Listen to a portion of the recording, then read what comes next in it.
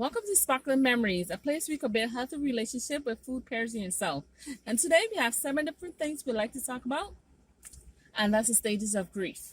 Now, the first one is shock. The second one is denial. The third one is anger. The fourth one is bargaining. Fifth one is depression. Sixth is acceptance. And the seventh one is processing your grief. Now, I am firsthand dealing with grief at this moment because as of last week, Friday, may she rest her soul, my grandmother died. So my family is currently going through different stages of grief. Now, I will only tell you about my experience, and throughout this journey, it has been difficult because first I had to get over the shock of it all when I was told that my grandmother is gone and that's it. And for a lot of people, it is takes some time to process it. For me, I was different steps because I wasn't going according to the different stages 1 through 7. I was actually all over the place. Now, for me, it started out with me being shocked by being told by someone that she had passed on. The third one I went through would have had to have been the depression state, whereas you're feeling it and you're crying and you're sobbing, and sometimes you could be doing regular daily activities and you start to think, and then your mind takes over and you overthink. Then you start to feel a sense of feeling down and feeling like nothing really matters. Everything matters. Whether it be something small or something big, it depends on what the situation is. So don't take it lightly that some people might take grief in a different way than you do. The third one I went through is denial. I'm like, are you all sure it was her? Like, is it sure? You sure you have the right person? And I was told yes by several family members. Yes, it is her and she is gone. Now I was trying to bargain at the next stage, so that would have to be my third stage in my opinion of my grief, where I was trying to consider if she hadn't left Johns Hopkins, would she have been in the best state to take care of herself versus as if she was in her home and can take things on, like simple tasks you and me might not think is as important.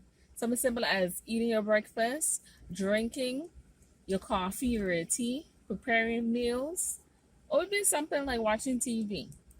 Now, another one that I went through is processing it. I'm still currently processing it because I didn't realize there's so much more to go into this besides just seeing family members and just dealing with everyone in a calm manner, because some people can actually experience anger after they found out someone died. Now, the anger I did experience is knowing that things are going to be different. And I don't mean it's going to be bad different, but I know it's going to be different because she was the center of our generation. She was the reason that all of my family exists in terms of my mother's side. So when someone starts a generation, the importance is highly recommended that you treat them kindly, whether they're your grandmother, your aunt, or whoever. But if you know someone that you have been growing up with, you're going to miss them, especially when your times are hard or times are easy and fun and fulfilling. You have other times where it might not be what you want to be at that particular moment. Now, another thing I went through was accepting. I read there was a viewing for my grandma, and I felt a little bit of acceptance because I know for me it's very real. And isn't there anything that's possible that could have changed that outcome? No matter if she had been on a breathing machine or anything to help her in that capacity could have made it better. Sometimes it's when it's your time, that is your time. Now, not to say that things couldn't get better. That's why you want to go through this. A lot of people don't take time out to grieve, and grieving is an essential process. It is not for you to forget about it, it's for you to deal with your emotions according to how you feel at that particular moment.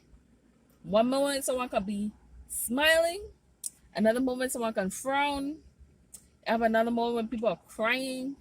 You're going to see that. How long does the process of grieving? I see people grieve a week. Bam, they're already on to another project, whether it be at their job. And some people would linger and not pay attention to the job itself. And then it has other situations where there is nothing you can possibly do at this point. You just have to accept what it is. When you accept what it is, then you clearly in the acceptance stage. Now, 7 stages of grief happens to everyone that experiencing grief. You might not experience all 7 at the same time. You might accept certain things in terms of one thing, and then here's another thing that comes up. Before you get into the point where you don't have someone to interact with, there are professionals that can assist you. Yes, I am talking about therapists, counselor, whether it be your pastor, your lawyer to get some legal advice, or your family member, or even your friends. One thing you do not want to come out is you don't know someone is grieving all the time. Me, you could tell how I feel when it comes to my face. They say I speak with my face, and apparently with my hands, depending on the situation. Now, for me, I'd rather it be something that I can see and acknowledge. And then there's other times we have to build up, and you have to understand that certain situations you're not in charge of. If God calls you home, then you have to go home. No matter if the doctors was Superwoman, or if it was Batman, if it was some miracle worker, when it's your time, it's time. Now, I know that might sound very harsh. It's the reality. At some point, all of us are going to have our time, whether it is to go through certain steps, and there's other times where you just have to help someone along to express their emotions. The worst thing you could do when you're talking about your emotion is to wear them on your sleeve. Venting assists with that. Find someone that you can contact, someone that you are close with, or someone you even trust. Because I've seen people trust their barber, they have trust their hairstylist, they could trust their partner in crime, they could trust their boss, spouse, and the list goes on. Now, for me, I am just still at so many different things going on that you can actually experience anxiety along with depression.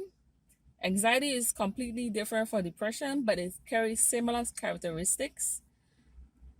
Anxiousness is when you're always on the go and your mind is racing. And sometimes it will be an emergency and sometimes it's not. It's just your heart is beating at a faster rate it's supposed to. And it's not because you're doing something. It could be something whereas you experience something that triggers it.